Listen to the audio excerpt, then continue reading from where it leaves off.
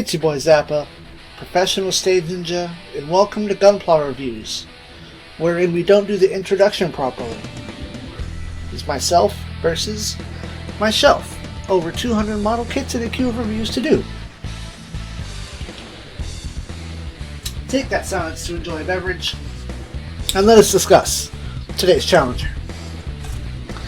This is the ARX 014S Silver Bullet Suppressor, quasi-commu mobile suit test type from Gundam the Narrative.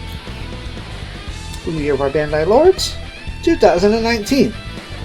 Released shortly therein of Gundam Narrative, the movie. I have the art book. So, flexing aside, back on the shelf with you. Let's stand up this very large boy and then observe the manual.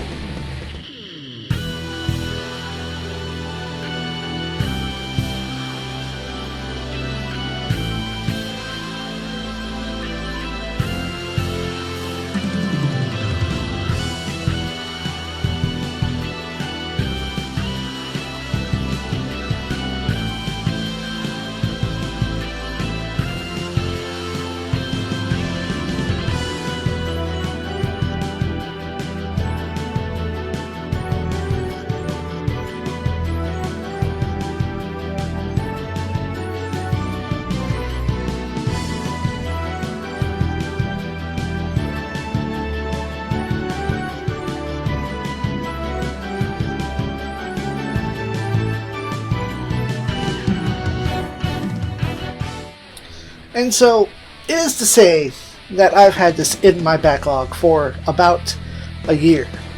This was purchased during the binge that I went on when my company changed ownership and the founders, the owners, the family chose to leave the business, and they gave us an exit bonus for them leaving. Very strange. But here we have the Silver Bullet Suppressor, with arms up, ready to melee fight, much against its nature to do. It's very, very large, so much so that I want to address his scale before we get too far in. Here is a regular high grade, Gundam sized. Let me get his legs straight. Extreme Gundam. I know that nowadays mobile suits get bigger and bigger, all depending upon your timeline. I know the new Gundam is a hefty tall boy. The Sazabi is no small man.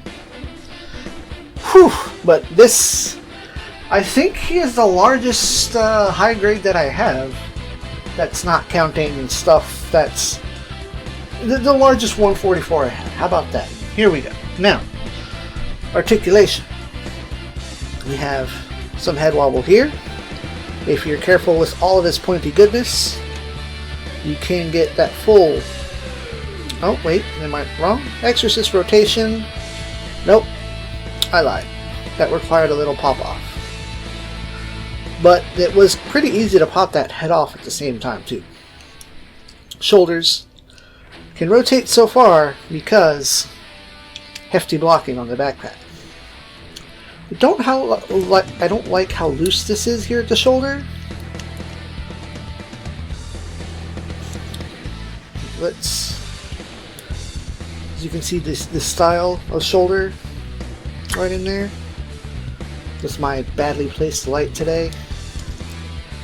But in there, you can kind of see that apparently I didn't have it on all the way, so that explains that much. Arm will get up this high. Traditional bicep rotation. Followed by a fair elbow bend, but because of the width of these forearms here, it doesn't bend too far. There are no front skirts, so this boy does not move. Its arms up to side. The legs split like so. Your front kick gets blocked immediately by this front piece, but just a little out to side and you get further. The knee is very blocked and bulky because you've got so many armor pieces going on here. Down at the foot, you get a lot of foot action going on. Full ankle break going on there.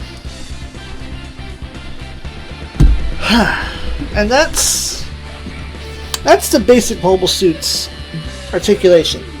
As you can see, I kind of had to tip him forward to get him to stand on his own because he's so dang large. And unfortunately, let me double check, they did not include a stand with this model, which really would have been useful because of this backpack. Now, of course, he does have your standard 3mm peg, but using one of these freebies, let me get this plugged in there. You can see that he's almost tall enough to touch. Well, if you get it right, his feet touch the base. His feet touch the base. That's a tall boy right there. And I don't mean booze. So, I have a system to follow. I promise you I have a system. Just sometimes I get off on my own tangent, right? Let us discuss many a sticker. There are a lot of purple accents on here, and they're all on raised surfaces, so those of you with skill may have some fun painting them, maybe not. We got here on the legs, both inside and out. Up here at the thigh, that's one inside here. And of course you got your eyes, your cameras, and back here, most of your stickers are purple. There's a couple of white dots, I think, that are somewhere in here, but unfortunately, at present, I'm not finding them. And of course, when I finish building things, I tend to make sure I'm done and then throw out the contents. Extra runners that are going to be useless to me because they're just parts. I digress. This kit does come with a hefty amount of extra parts. If we grab onto, again, the manual, you'll see that it does use a couple of runners from the Unicorn and from another kit that are all X'd out. Bunch of X's over here. I don't count X's on polycaps, of course. A couple right there. So this is a mobile suit, a model kit, excuse me, that only has a couple of rather unique runners. And I fathom that they all mostly go back here on this backpack. We are going to gently, if possible, or not, we'll see.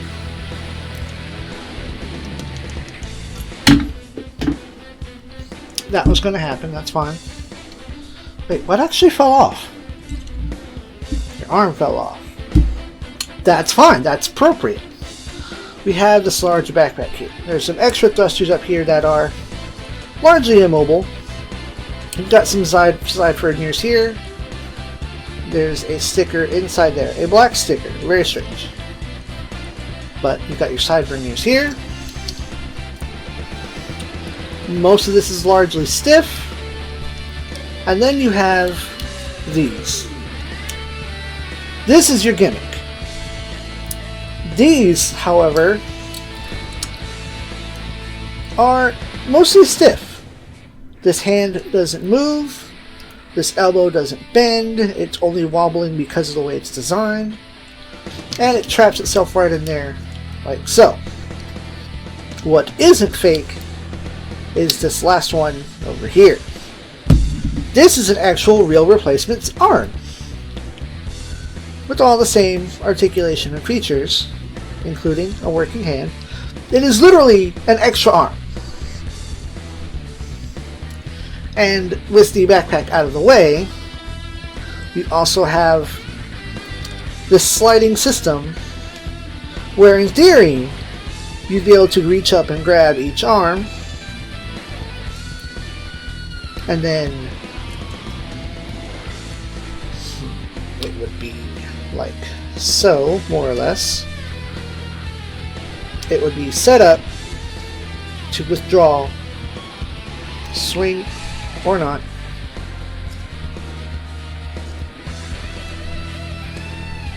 The point is, it can pull it out, and you can position it so that you simply replace the arm, maybe not backwards, like so. And once I retrieve this other arm from the void, it is a little different than its replacement, and you can just slot it back in with the rest of the lads. Or not. That popped out immediately. Oh. Make sure to press the hand down into, and that will wedge it in there. Lovely. Glorious. Now we're going to plug this backpack right in. There's this arm right up here. That does make it a little loose if you're not handling it correctly, but that is how it separates right there. It is designed just for that purpose. And that is a great and amazing detail. But of course, why would you even need to replace your arm? Because this Banana Link's Use mobile suit comes with a beam magnum. Apparently, allegedly, supposedly, a beam rifle so powerful that only the Unicorn Gundam can handle its output, and the recoil is so powerful that it destroys the arm of anything else carrying it. I don't recall if that ever happened to the Delta Gundam in Unicorn, but yar. With that, you have the usual design. This is the exact same beam magnum and runners from the original release of the Unicorn. And you have enough, of course, articulation to properly and limply engage in shooting. And you do have a series of hands. You have your left and your right closed holding hand, and a left and a right open hand for expression. There's your other, and your trigger hand that goes with the gun. If you're like me, you just store the trigger hand with the gun so you don't lose anything. It does not come with beam sabers. It does not come with any other gimmicks. I think it's big enough as is. I just think it might have maybe cheaped out on a beam saber, but I didn't do my research into the wiki to determine whether or not it was supposed to have one. It's a beam saber. If you have extras laying around, give it one. It's fine. Not gonna knock it off. But I will say that I here at Axis Communication and Entertainment will rate this model kit a front shelf. It's a very large and space-consuming model suit. I can talk today. I talk for a half profession. Ha! It's a very large mobile suit, so it will take up a lot of good shelf presence if you have the space for it. It does lose a bit for being inarticulate because it's so bulky, but when your job is to sit there and shoot the big gun, you don't really need to do a lot of dynamic posing. You can get plenty of posing out of it, it's just limited by how thick he is, how large and strong and powerful he is. And of course he will take up a lot of space. Still, pretty dang good. I, at one juncture, had considered actually giving it away as a prize, but I was fortunate enough that I had some great people at Rick and Rick Otaku Cafe. Check them out if you're ever in San Antonio, Texas. They provided some prize support way back when I did Gundam Jeopardy, and so I kept it in my backlog, and here we are. But I thank y'all for watching. And as always, SIEG ZEON, but also, good night, Space Nerds.